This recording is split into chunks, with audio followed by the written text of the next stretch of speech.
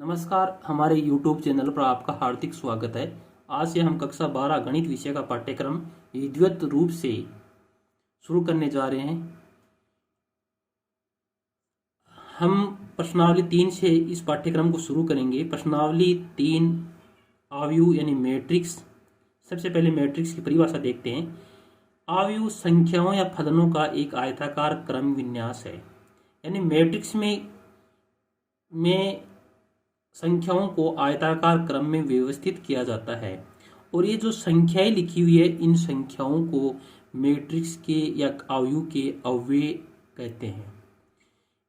दूसरी बात, आव्यूह को अंग्रेजी वर्णमाला के बड़े अक्षरों द्वारा व्यक्त करते हैं। यानी जो मैट्रिक्स या आव्यूह का जो संकेत होता है वो अंग्रेजी वर्णमाला का बड़ा अक्षर होता है। ये एक आव्यूह है। आव्यूह में एक तो क्षैतिज लाइन होगी यानी आडी लाइन, और एक खड़ी लाइन होगी जिसे ऊर्ध्वाधर रेखा बोलते हैं। इन जो आडी लाइन एक क्षैतिज रेखा है, इनको पंक्ति बोलते हैं। तो इस मैट्रिक्स में ये प्रथम पंक्ति हो जाएगी, ये द्वितीय पंक्ति हो जाएगी और ये तृतीय पंक्ति हो जाएगी। और जो खड़ी लाइन है, ये प्रथम स्तंभ हो जाएगा और ये द्वितीय स्तंभ हो जाएगा। इस मैट्रिक्स में 3 पंक्तियां हैं और 2 स्तंभ है। अब है आव्यूह की कोटि यानी order of A matrix. Matrix में जो भी अव्यय होते हैं यानी जो भी पंक्ति होती है उसको m से दर्शाया जाता है तथा स्तंभों को n से दर्शाया जाता है। जैसे इस मैट्रिक्स में 3 पंक्ति है इसलिए m का मान 3 और यहाँ 2 स्तंभ है इसलिए n का मान है 2। तो आव्यूह की कोटि m पंक्तियों तथा n स्तंभों वाले किसी आव्यूह को m गुणा n कोटि का आव्यूह कहते हैं।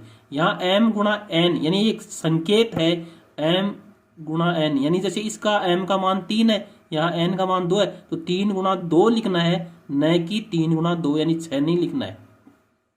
अब है आव्यूह के अव्यय। आव्यूह के अव्यय का संकेत होता है a i j। i होती है पंक्ति और j होती है स्तंभ। जैसे ये a13 में 1 दर्शाएगा पंक्ति और 3 दर्शाएगा स्तंभ को। तो यानी कि पहली पंक्ति और तीसरे स्तंभ का जो अवयव होगा उसका संकेत होगा a13। यह है a21 यानी दूसरी पंक्ति और पहले स्तंभ का अवयव।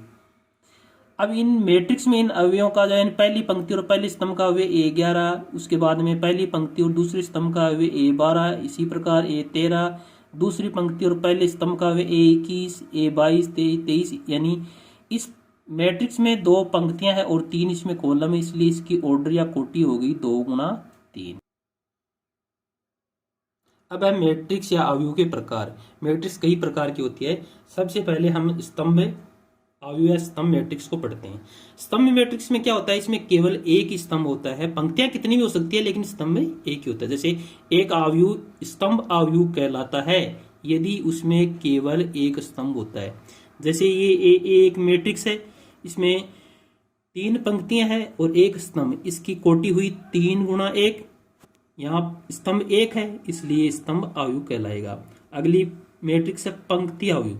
पंक्ति आव्यूह में स्तंभ कितने भी हो सकते हैं लेकिन पंक्तियां सिर्फ केवल 1 होती है। यानी एक आव्यूह पंक्ति आव्यूह कहलाता है यदि उसमें केवल 1 पंक्ति होती है। जैसे ये एक मैट्रिक्स है, इसमें पंक्ति 1 है, स्तंभ 3 है, इसकी कोटि हुई 1 गुणा 3, यानी इसमें पंक्ति 1 होने के कारण ये एक ही पंक्ति मैट्रिक्स है।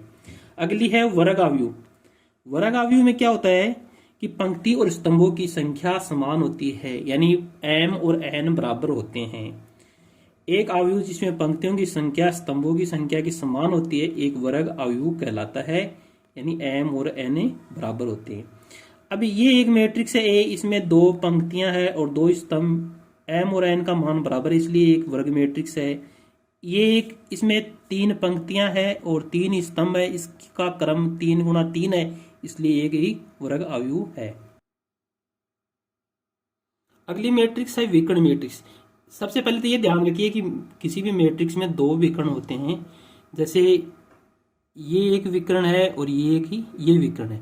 इस विकर्ण को बोलेंगे अग्र विकर्ण और इस विकर्ण को बोलेंगे पश्च विकर्ण। लेकिन हमें यहाँ पर विकर्ण की बात आई तो अग्र विकर्ण को काम में लेना है। अब विकर्ण मैट्रिक्स में क्या होता है, एक वर्ग आव्यूह विकर्ण आव्यूह कहलाता है यदि विकर्ण के अतिरिक्त इसके अन्य सभी अवयव शून्य होते हैं। यानी जो अगर विकर्ण है उसके अलावा अन्य सभी अवयव शून्य होंगे तो वो एक विकर्ण मैट्रिक्स होगी। जैसे ये 1 गुणा 1 क्रम की एक मैट्रिक्स है, इसमें ये विकर्ण है, विकर्ण के अलावा अवयव है ही नहीं। लेकिन जैसे ये इसमें 2 गुणा 2 क्रम की है, इसमें ये अगर विकर्ण के अलावा अन्य दो अवयव शून्य है। ये अगर विकर्ण है, इसमें अग्रण विकर्ण के अलावा अन्य सभी अवयव शून्य है, इसलिए ये सभी विकर्ण मैट्रिक्स है। अब आगे है अदिश मैट्रिक्स। अदिश मैट्रिक्स सेम विकर्ण मैट्रिक्स होती हैं, लेकिन इसमें आगे विकर्ण मैट्रिक्स के आगे यानी कि इसमें सभी अवयव समान होते हैं, जबकि विकर्ण में ये होना जरूरी नहीं है। अदिश में क्या होता है, एक विकर्ण आयु अदिश आयु कहलाता है यदि इसके विकर्ण के अवयव समान होते हैं। जैसे इसमें √3, दूसरा अवयव भी √3, ये A33 है, ये भी √3, तो यानी तीनों अवयव समान है, इसलिए ये अदिश मैट्रिक्स होगी। आगे है तत्समक या इकाई मैट्रिक्स। तत्समक या इकाई मैट्रिक्स अदिश मैट्रिक्स से आगे होते हैं। इसमें क्या होता है कि विकर्ण के जो अवयव होते हैं वो एक होते हैं, एक वर्ग आयु जिसके विकर्ण के सभी अवयव एक होते हैं तथा शेष अन्य सभी अवयव शून्य होते हैं, तत्समक या इकाई आयु कहलाता है। जैसे ये उदाहरण है 1 गुणा 1 क्रम का, इसमें विकर्ण के अवयव 1 है, इसमें विकर्ण के अवयव 1 है, इसमें एक विकर्ण के अवयव 1 है, इसलिए सभी इकाई मैट्रिक्स होते हैं। इसका संकेत इकाई मैट्रिक्स का आई होता है, कैपिटल। अगली मैट्रिक्स है शून्य मैट्रिक्स। शून्य मैट्रिक्स में क्या होता है कि एक आयु शून्य आयु अथवा रिक्त आयु कहलाता है यदि इसके सभी अवयव शून्य होते हैं। यानी शून्य मैट्रिक्स में सभी अवयव शून्य होंगे। जैसे इसके सभी अवयव शून्य है, इस मैट्रिक्स के सभी अवयव शून्य है, इस मैट्रिक्स के सभी अवयव शून्य है, ये सभी शून्य मैट्रिक्स कहलाएगी।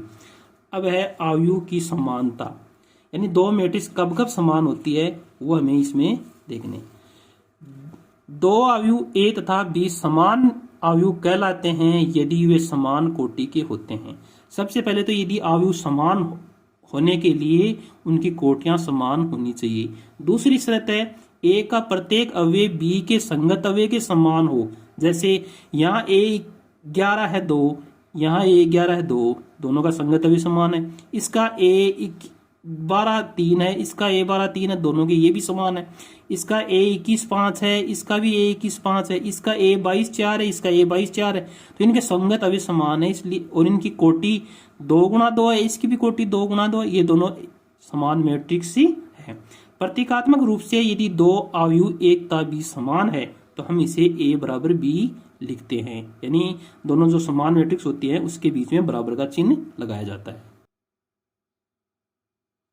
अब हम प्रश्नावली 3.1 की ओर बढ़ते हैं। 3.1 का पहला प्रश्न है आयु A के लिए ज्ञात कीजिए आयु की कोटि।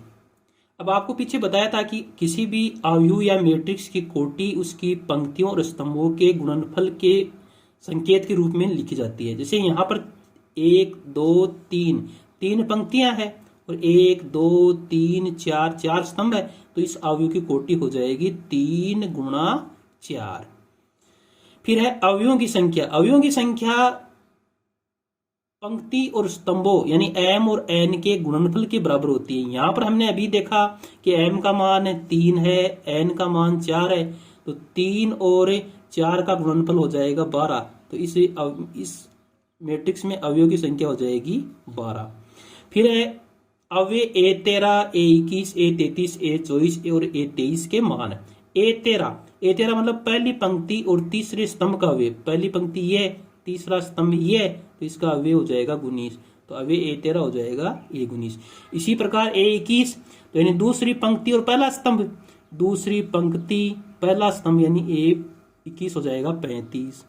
फिर है A33 यानी तीसरी पंक्ति और तीसरा स्तंभ, तीसरी पंक्ति और तीसरा स्तंभ, तो ये हो जाएगा -5। फिर A24 दूसरी पंक्ति और चौथा स्तंभ, दूसरी पंक्ति और चौथा स्तंभ यानी हो जाएगा 12। फिर A23 यानी दूसरी पंक्ति और तीसरा स्तंभ, तो दूसरी पंक्ति ये, तीसरा स्तंभ ये, यानी 5/2। अब हम अगले प्रश्न की ओर बढ़ते हैं। अगला दूसरा प्रश्न है यदि किसी आयु में 24 अवयव है तो इसकी संभव कोटियां क्या है। यदि इसमें 13 अवयव है तो कोटियां क्या होगी। अब किसी भी आयु में जितने अवयव होते हैं उसके सारे गुणनखंड कीजिए। जैसे 24 अवयव तो 24 के हम सारे गुणनखंड करेंगे तो 1 गुणा 24, 2 गुणा 12, 3 गुणा 8, 4 गुणा 6, 6 गुणा 4, 8 गुणा 3, 12 गुणा 2, 24 गुणा 1, तो ये सभी इसकी संभव कोटियां होगी। अब अगला इसमें यदि इसमें 13 अवयव हो तो कोटियां क्या होगी, तो 13 के लिए सारा गुणनखंड करेंगे। 13 के गुणनखंड होंगे 1 गुणा 13 और 13 गुणा 1, तो इसकी संभव कोटियां ये हो जाएगी। इसमें यदि 13 अवयव है तो कोटियां 1 गुणा 13 अथवा 13 गुणा 1 होगी। धन्यवाद।